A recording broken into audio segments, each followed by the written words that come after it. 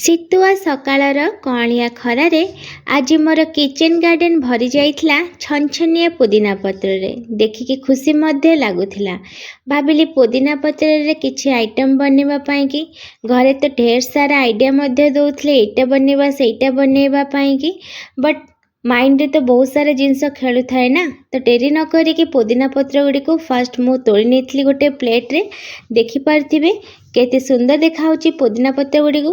ଆଉ ଯୋଗକୁ ସଣ୍ଡେ ମଧ୍ୟ ଥିଲା, ତ ଚିକେନ୍ ମଧ୍ୟ ଆଭେଲେବୁଲ୍ ଥିଲା। ତ ଭାବିଲି ଆଜି ଚିକେନ୍ରେ ହିଁ ପୋଦିନା ପତ୍ର ଦେଇକି ଗୋଟେ ଆଇଟମ୍ ବନେଇବା ପାଇଁକି। ତ ଡେରି ନ କରି ଫାଷ୍ଟ ଫଟାଫଟ ଭାବରେ ଗୋଟେ ମିକ୍ସଚର୍ ଜାର୍ ନେଇଯାଇଥିଲି। ଆଉ ସେଥିରେ ମୁଁ ରଖି ନେଇଥିଲି କ୍ଲିନ୍ କରି ରଖିଥିବା ପୋଦିନା ପତ୍ରକୁ, ତା ସହିତ ଧନିଆ ପତ୍ର, ଅଦା, ରସୁଣ, କଞ୍ଚା ଲଙ୍କା ଆଉ କିଛି ମୁଁ ଗୋଟା ଜିରା ଦେଇଥିଲି। ସବୁଗୁଡ଼ିକୁ ଆମେ ଟିକେ ଗ୍ରାଇଣ୍ଡ କରିନେବା। ପାଣି ଏଠି ଜମା ବି ଦେବାନି, କାହିଁକିନା ମସଲାକୁ ଆମେ ଟିକେ ଦରଛେଚା କରିବାର ଅଛି, ବେଶୀ ଗ୍ରାଇଣ୍ଡ କରିବେନି। ତାପରେ ମସଲା ଗୁଡ଼ିକୁ ଆମେ ଚିକେନ୍ରେ ରଖିନେବା। ତାପରେ ଏହାକୁ ଆମେ ଭଲ ଭାବରେ ମିକ୍ସ କରିନେବା। ଏବେ ଏଥିରେ ମୁଁ ଫାଳେ ଲେମ୍ବୁକୁ ଚୁପୁଡ଼ି ଦେଉଛି।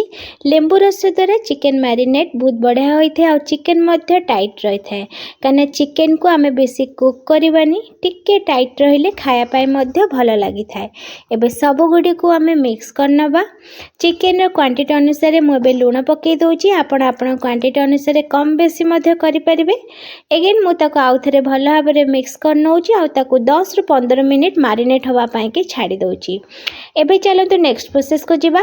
ଫାର୍ଷ୍ଟ ଗୋଟେ କଢ଼େଇକୁ ମୁଁ ଗରମ କରିନେଉଛି। ଗରମ ହୋଇଗଲା ପରେ ଏବେ ସେଥିରେ ବଟର୍ ଆଡ଼୍ କରିଦେଉଛି। ବଟର୍ ମେଲ୍ଟ ହୋଇଗଲା ପରେ ମ୍ୟାରିନେଟ୍ କରିକି ରଖିଥିବା ଚିକେନ୍କୁ ଏବେ ଏଥିରେ ଆମେ ପକାଇଦେବା। ଆଉ ତାକୁ ଏମିତି ଏପଟ ସେପଟ କରିକି ଭାଜି ନେବା। ଚିକେନ୍କୁ ବେଶୀ କୁକ୍ କରିବେନି, ଜଷ୍ଟ ହାଲକା ଭାଜି ହୋଇଗଲା ପରେ ଏବେ ଚାଲନ୍ତୁ ଗୋଟେ ମସଲା ରେଡ଼ି କରିବା। ସେଥିପାଇଁକି ମୁଁ ଗୋଟେ ପିଆଜ, ଅଦା ରସୁଣକୁ ଆଉ ସେଥିରେ ମୁଁ କିଛି କାଜୁକୁ ନେଇଯାଇଛି। ସବୁଗୁଡ଼ିକୁ ଭଲ ଭାବରେ ଆମେ ଗ୍ରାଇଣ୍ଡ କରିନେବା, ଆଉ ଗୋଟେ ଭଲ ଭାବରେ ପେଷ୍ଟ ପ୍ରସ୍ତୁତ କରିନେବା। ଏବେ ସେଇ ପେଷ୍ଟକୁ ମୁଁ ଚିକେନ୍ରେ ଆଡ଼୍ କରିନେଉଛି। ଦେଖିପାରୁଥିବେ ଆଉ ଲାଗିଥିବା ମସଲା ଗୁଡ଼ିକୁ ମୁଁ ଟିକେ ପାଣି ଦେଇକି ଏବେ ସେ ପାଣିକି ମଧ୍ୟ ଏବେ କଢ଼େଇରେ ରଖି ନେଉଛି। ଏବେ ସବୁଗୁଡ଼ିକୁ ଆମେ ଭଲ ଭାବରେ ମିକ୍ସ କରିନେବା। ଯଦି ଗୋଟେ ଭେରାଇଟିର ଚିକେନ୍ ଖାଇକି ବୋର୍ ହୋଇଗଲେଣି ନା, ତାହେଲେ ଏହି ରେସିପିକୁ ଘରେ ନିଶ୍ଚୟ ଟ୍ରାଏ କରିବେ। ଦେଖିବେ ଗୋଟେ ଡିଫରେଣ୍ଟ ଷ୍ଟାଇଲ୍ର ଆପଣ ଫ୍ଲେଭର୍ ପାଇବେ, ଟେଷ୍ଟ ମଧ୍ୟ ଭଲ ପାଇବେ, ଆଉ ଟିକେ ଚଟପଟା ମଧ୍ୟ ପାଇବେ। ଯେମିତି ହାଲକା ଟିକେ ଖଟା ଅଂଶ ରହିବ, ହାଲକା ଟିକେ ରାଗ ରହିବ, ଯେଉଁଟାକି ପୁରା ଚଟପଟା। ଗରମ ଭାତ ହେଉ କିମ୍ବା ରୁଟି ଆପଣ ସବୁଥିରେ ଖାଇପାରିବେ, ବହୁତ ହି ଟେଷ୍ଟ ଲାଗିଥାଏ। ଏବେ ଏଥିରେ ମୁଁ ଗୋଟେ କପ୍ ମାପର ଦହି ଆଡ଼୍ କରିନେଉଛି, ଯେଉଁଟାକି 5ରୁ 6 ବଡ଼ ଚାମଚ ଦହି ହେବ ମେଜରମେଣ୍ଟ ହିସାବରେ। ସବୁଗୁଡ଼ିକୁ ଆମେ ଭଲ ଭାବରେ ଏପଟ ସେପଟ କରିନେବା। ଏବେ ଏଥିରେ ମୁଁ କସ୍ତୁରୀ ମେଥି ଆଡ଼୍ କରିନେଉଛି, ଯେଉଁଟାକି ଚିକେନ୍ର ଫ୍ଲେଭର୍ ବହୁତ ହି ବଢ଼ିଆ ଆସିଥାଏ। ଆଉ ଟେଷ୍ଟ ଅନୁସାରେ ଏବେ ଏଥିରେ ମୁଁ ଲୁଣ ଆଡ଼୍ କରିନେଉଛି। ଲୁଣ କେବଳ ମୁଁ ଚିକେନ୍ରେ ଫାଷ୍ଟରୁ ଦେଇଥିଲି, ତାପରେ ଏବେ ଏଥିରେ ମସଲା ପାଇଁକି ଦେଇଦେଉଛି। ଆପଣ ଟେଷ୍ଟ କରିକି ଲୁଣ ମଧ୍ୟ ଦେଇପାରିବେ, ଆଉ କ୍ୱାଣ୍ଟିଟି ଅନୁସାରେ ମଧ୍ୟ କମ୍ ବେଶୀ କରି ଦେଇପାରିବେ। 5 ମିନିଟ୍ ଆମେ ଏହାକୁ କୁକ୍ ହେବା ପାଇଁକି ଛାଡ଼ିଦେବା। 5 ମିନିଟ୍ ପରେ ଦେଖନ୍ତୁ ମୁଁ କାଢ଼ିକି ଦେଖି ନେଉଛି। ଚିକେନ୍ଟି ପ୍ରାୟ ପାଖାପାଖି ଏଠି ଆମର ହେଇ ଆସିଲାଣି। ଏବେ ଏଇ ଟାଇମ୍ରେ ମୁଁ ଏଠି ଗୋଟେ ଟମାଟୋକୁ ମଞ୍ଜି ପୁରା କାଢ଼ି ନେଇଥିଲି, ତାକୁ ଏମିତି ବଡ଼ ବଡ଼ ପିସ୍ କରି କାଟିକି ରଖି ନେଉଛି। ତା ସହିତ କଞ୍ଚା ପିଆଜକୁ ମଧ୍ୟ କାଟିକି ରଖି ନେଉଛି। ଆପଣ ଚାହିଁଲେ ଛୋଟ ସାଇଜ୍ର କାଟିପାରିବେ, ବଡ଼ ସାଇଜ୍ର ମଧ୍ୟ ପକାଇ ପାରିବେ, କିଛି ବି ହେବନି। କିନ୍ତୁ କଞ୍ଚା ପିଆଜ ଟିକେ ଲାଷ୍ଟକୁ ପକାଇବେ। ଦେଖିଏ ପୁରା ରେଷ୍ଟୁରାଣ୍ଟ ଷ୍ଟାଇଲ୍ର ଚଟପଟା ଫ୍ଲେଭର୍ ସହିତ ଆପଣଙ୍କର ଚିକେନ୍ ଏଠି ରେଡ଼ି ହେଇଯିବ, ବହୁତ ୟମି ଲାଗିବ। ଏବେ ଏଥିରେ ମୁଁ ହାଲକା ଲଙ୍କାଗୁଣ୍ଡ ୟୁଜ୍ କରିନେଉଛି, ତା ସହିତ ଗୋଟେ ଚାମଚ ଗରମ ମସଲା, ଯେଉଁଟାକି ମୁଁ ଘରେ ରେଡ଼ି କରିଥିଲି, ଆଉ ଗୋଟେ ଚାମଚ ଏଠି ମୁଁ ଚିକେନ୍ ମସଲା ଆଡ଼୍ କରିନେଉଛି। ସବୁଗୁଡ଼ିକୁ ଆମେ ଭଲ ଭାବରେ ଏପଟ ସେପଟ କରିକି ମିକ୍ସ କରିନେବା।